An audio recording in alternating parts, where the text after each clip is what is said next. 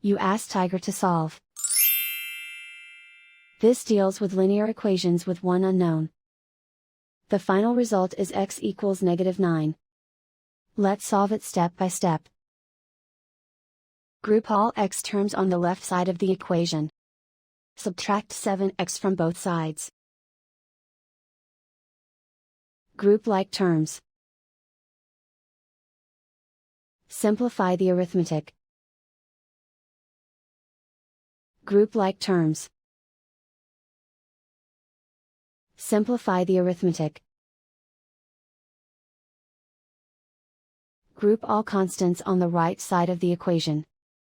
Subtract 6 from both sides. Simplify the arithmetic.